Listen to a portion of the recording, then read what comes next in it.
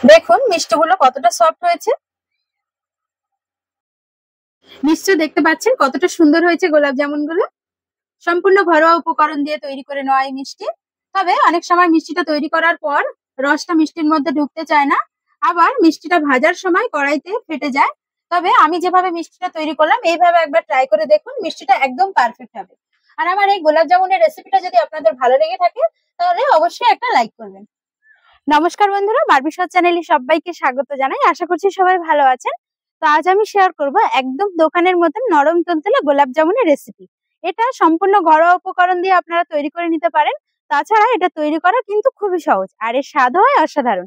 রেসিপিটা শুরু থেকে শেষ পর্যন্ত দেখে নেওয়ার অনুরোধ রইল। সবার প্রথমে আমি এখানে একটা বোল নিয়ে নিয়েছি।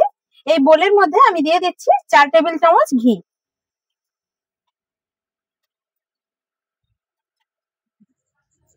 আর দিয়ে দিচ্ছি 8 টেবিল চামচ ময়দা।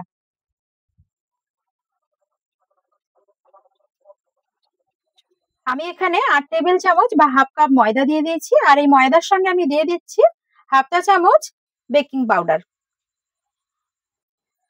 এবার সমস্ত উপকরণ একটা চামচের সাহায্যে আমি খুব ভালো করে মিশিয়ে নিচ্ছি।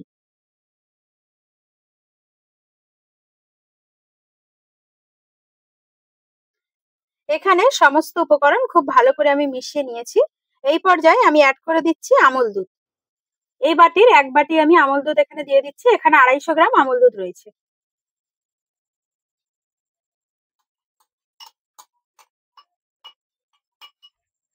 এবার আমুল দুধটা সমস্ত কিছুর সঙ্গে খুব ভালো করে আমি মিশিয়ে নিচ্ছি। লুচি তৈরি করার সময় যেভাবে ময়দাতে ময়াম দিই, ঠিক একই রকম ভাবে দুধটা আমি সমস্ত কিছুর সঙ্গে ভালো করে মেখে নিচ্ছি। যখনই দেখবেন এইভাবে আমুল দুধটা হাতের মুঠোতে চলে আসছে বা এরকম দলা পাকিয়ে যাচ্ছে, তখনই বুঝতে হবে মাখাটা একদম পারফেক্ট হয়েছে। এই পর্যায়ে আমি অ্যাড করে দিচ্ছি 150 গ্রাম গরুর দুধ। এটা নর্মাল টেম্পারেচারে রাখা দুধ। যতটা দুধ দিতে হবে সবটা এইভাবে একবারেই অ্যাড করে দিতে হবে, অল্প অল্প অ্যাড করলে চলবে না। একেবারে সবটা দুধ দিয়ে তারপরে ভালো করে মেখে নিতে হবে।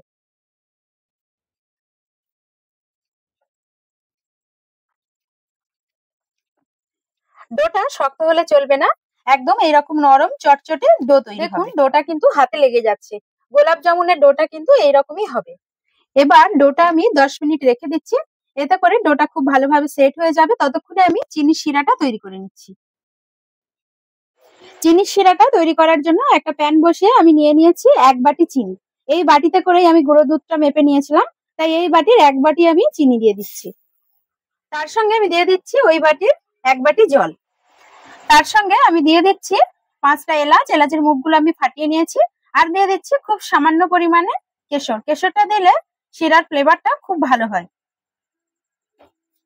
এবার গ্যাসের ফ্লেমটাকে হাই রেখে চিনির শিরাটা আমি তৈরি করে নিচ্ছি। চিনির শিরাটা কিন্তু বেশি ঘনও হবে না, কারণ বেশি ঘন হয়ে গেলে চিনির শিরাটা গোলাপ জামুনের মধ্যে ঢুকবে না, আবার বেশি পাতলাও নয়। আমি হাতে নিয়ে দেখাচ্ছি। দেখুন কোনো তার তৈরি হচ্ছে না, জাস্ট একটা চটচটে ভাব তৈরি হয়েছে। চিনির শিরাটা একদম পারফেক্ট হয়েছে। এই পর্যায়ে আমি গ্যাসের ফ্লেমটাকে বন্ধ করে দিচ্ছি। এবার আমি এর মধ্যে দিয়ে দিচ্ছি 1 চা চামচ লেবুর রস। এতে করে চিনির শিরাটা ঠান্ডা হয়ে গেলে এটা জমাট বেঁধে যাবে না। এবার চিনির শিরাটা আমি ঢাকা দিয়ে রেখে দিচ্ছি, যাতে চিনির শিরাটা ঠান্ডা হয়ে না যায়। 10 মিনিট পরে ফিরে এলাম। দেখুন ডোটা অনেকটাই সেট হয়ে গেছে। এবার আমি আরেকটু ভালো করে মেখে নিচ্ছি। এবার ভালো করে মেখে নিয়ে আমি এইভাবে ছোট ছোট টুকরো করে নিচ্ছি। এইভাবে ছোট ছোট করে টুকরো কেটে নিচ্ছি, যাতে সমস্ত মিষ্টিগুলো সমান হয়।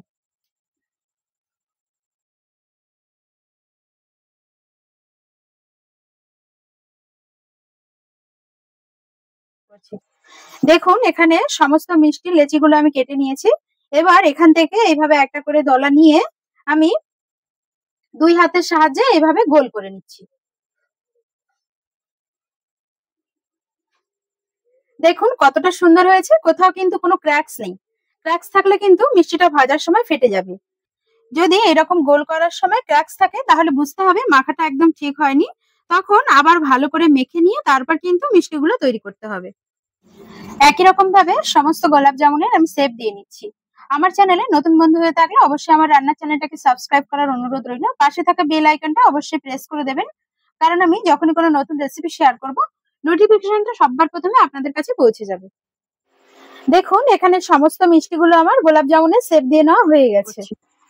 এবার একটা কড়াইতে আমি বেশ কিছুটা সাদা তেল গরম করে নিয়েছি। এবার গোলাপ জামুনগুলো আমি তেলের মধ্যে ছেড়ে দিচ্ছি।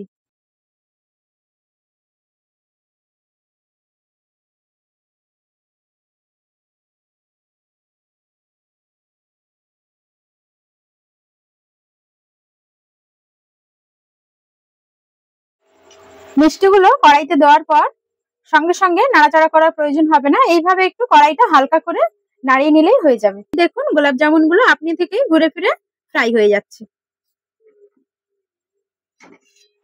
এবার একটু আলতো করে এইভাবে নাড়িয়ে নিচ্ছি, যেহেতু গোলাপ জামুনগুলো খুবই সফট।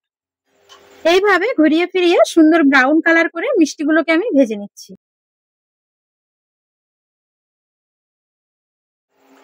গোলাপ জামুনগুলো ভাজা কমপ্লিট হয়ে গেছে, এরপর আমি তেল ঝরিয়ে তুলে নিচ্ছি।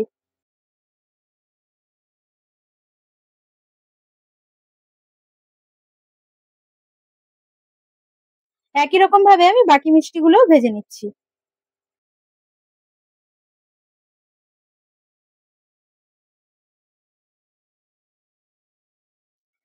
একই রকম ভাবে সমস্ত মিষ্টিগুলো আমার ফ্রাই করা হয়ে গেছে, এরপর সমস্ত মিষ্টিগুলো আমি তেল ঝরিয়ে তুলে নিচ্ছি।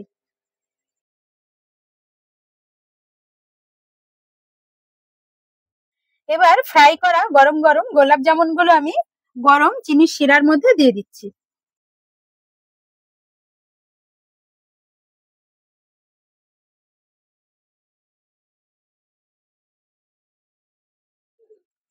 গোলাপ জামুনগুলো তৈরি করার আগে অবশ্যই চিনির শিরাটা তৈরি করে নেবেন, তাহলে ভাজার সাথে সাথে গোলাপ জামুনগুলো রসে ফেলতে পারবেন। এবার গোলাপ জামুনগুলো রসের মধ্যে আমি একটু নাড়িয়ে চাড়িয়ে নিচ্ছি।